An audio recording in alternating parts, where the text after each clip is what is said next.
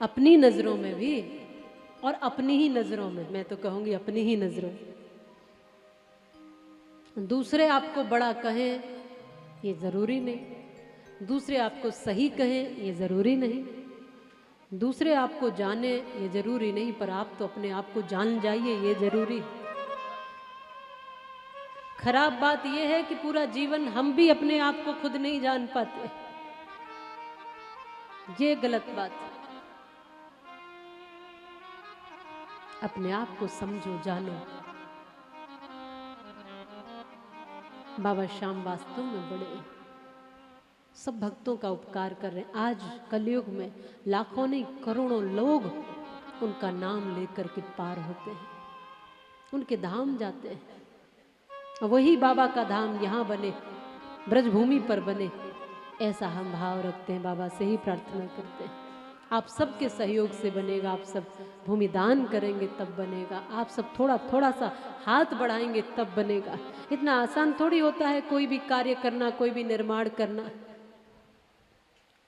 सब मिल जाते हैं तो कार्य आसान हो जाता है और शीघ्र हो जाता है। और आप सब जानते हैं कि एक मातृशक्ति के लिए, महिला के लिए तो काम और भी मुश्किल हो जाता है समाज में निकल कर करना। इसलिए सब भाइयों का, बंधुओं का कर्तव्य बनता है, सब माताओं का कर्तव्य बनता है कि एक साथ होकर हम धर्म के और भगवान के काम में जुड़े, सहयोग करें। अब भगवान हमारे बाबा जो श्याम हैं, उन्होंने इसी तीर्थ में, महिसागर संगम का जो तीर्थ है, उसमें अपनी साधना भी पूरी की और जो विजय नाम के ब्राह्मण थे उनकी भी साधना पूरी करवाई। समस्त दुष्टों का दमन किया, पाताल तक राक्षसों को समाप्त किया, नागलोक को, नाग कन्याओं को और नाग जाति को सुखी और सुरक्षित किया। सबका कल्याण उन्होंने किया है। उनकी साधना पूरी करा के वो फिर उस धाम में थोड़े दिन ठहर रहे थे। उसी समय, ये उस समय की बात है कि जब पांडव सब वन वन भ्रमण कर रहे थे, तो पांडवों का भी इसी वन में, मही सागर संगम जो तीर्थ है, इस तीर्थ में आना हुआ। जब जुए खिलाकर सब ले लिया उनसे, उनको जाना पड़ा। तो जब वन वन भीम, अर्जुन, नकुल, सहदेव, युधिष्ठिर सब घूम रहे थे, उस समय उसी क्षेत्र में और उसी स्थान पर जहां बर्बरीक जी थे, वो वहीं निवास कर रहे थे। पांडव आए, उनमें से अब प्यास लगी उन सबको, तो भीम वहाँ एक कुंड देखकर, सरोवर देखकर के वहाँ पर आगे बढ़े और उन्होंने ऐसे ही पानी पीना शुरू कर दिया। उसी में हाथ मुंह धोने लगे।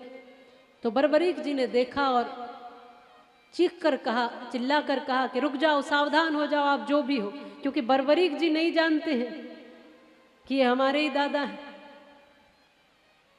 कोई परिचय नहीं था, तब तक वहां गए भी नहीं थे। द्वारिकाधीश जी से तो मिल लिए थे द्वारिका जाकर, पर यहाँ इनके पास नहीं आ पाए थे तब तक। तो कोई परिचय नहीं था, किसी को देखा ही नहीं था, ना ये उनको जानते न वो उनको जानते। उन्होंने रोका, जब वो नहीं रुके कि तालाब तो पानी पीने के लिए होते, बोले इसमें से मैं अपनी माँ चंडिका को अर्घ देता हूँ, यहाँ से पूजा का मैं जल लेता हूँ, इसलिए आप ऐसा मत करिए, यहाँ पर स्नान इसमें मत करिए, कूद कर इसमें स्नान मत करिए, ये स्वच्छ जल है पीने के लिए, आप इसमें से लेके अलग से जल पी लीजिए, पर इसको अपवित्र मत करिए। नदियों का बहता जल है वो, उसमें स्नान आदि का विधान है, लेकिन कोई कुंड है, कोई तालाब है, उसमें अलग से ही उसको आचमन कर लो, उसको खराब मत करो, वो जो कुंड है। तो बाबा श्याम ने बहुत निवेदन किया पहले तो, फिर एकदम तेज आवाज में कहा, पर ये नहीं माने तो दोनों में युद्ध शुरू हुआ। अब दादा पोते ही लड़ रहे, पर पता किसी को है नहीं। अब इतने वीर थे बर्बरीक, तो अब इतने वीर थे कि भीम को भी हरा दिया और उठा लिया। भीम में इतना कहते 100 हाथियों का बल, लेकिन इनमें तो अपार बल है, और उठा लिया और उठा के वहीं फेंकने ही जाने लगे, बोले सागर में ही फेंक दूंगा आज इनको। वैसे ही फेंकने जाने लगे तो भगवान शिव शंकर प्रकट हुए और कहा कि पुत्र इन्हें छोड़ दो, ये तुम्हारे दादा हैं, ये पितामह है तुम्हारे, तुम क्या अनर्थ करने जा रहे हो।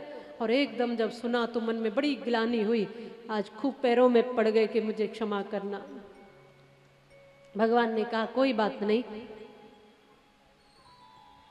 अब तो बहुत निराश हुए, इतने निराश हुए कि मेरे जैसा संतान, मेरे जैसे पौत्र किसी के नहीं होंगे। अपने ही दादा को मारने चला।